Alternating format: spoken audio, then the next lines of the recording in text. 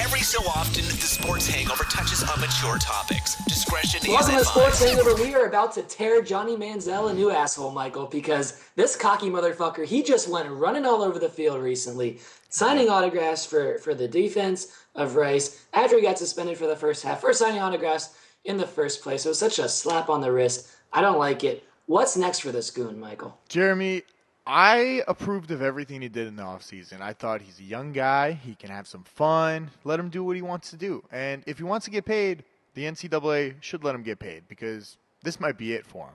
And we've talked about that. Our voices have been heard on that. Yes.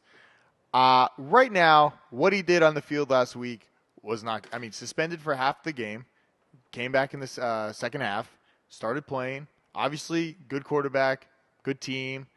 But ridiculous, yelling at people, throwing this up, not listening to the coach. There's a certain point where it's like, now it's a problem. When you're doing this in the offseason and you're just by yourself, no parental guidance, you're a young man roaming the streets in the city. But when you're on the field, you got to listen to the coach. No one wants a guy that doesn't listen to their coach because that's why a lot of people don't get drafted in the NFL. Right. So, and I think you're 100%. I want to know, first and foremost, what was that half-game suspension about? I don't think we ever got an official answer.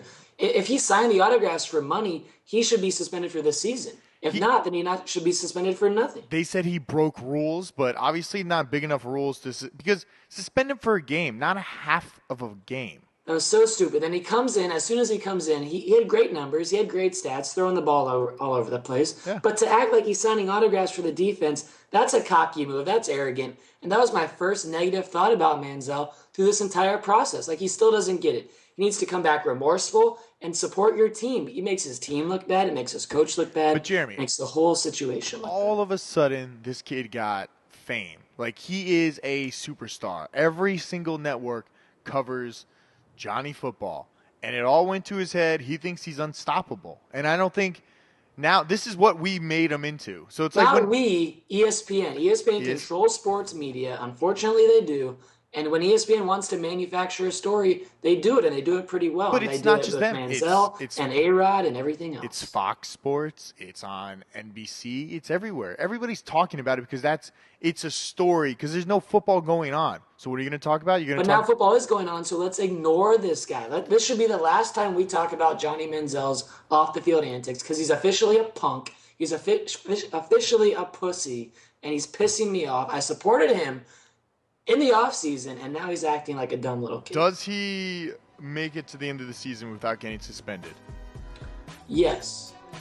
Okay. Does he succeed in the NFL? No. You don't think a team will take a risk on him like the Raiders need a quarterback and they could use Manziel? Johnny Manziel has peaked. Okay. It's all downhill from here. I'm telling you right now, his life is downhill from this offseason. Okay. It ain't going back up anytime soon. If you want to catch more shows, go to sportshangover.com or youtube.com/sportshangover. Always tweeting at TSH Podcast. If you support Johnny Manziel, tweet us at TSH Podcast. I want to hear about it. And subscribe to the show. If we don't get molested the rest of the reviews, we'll be back sometime soon.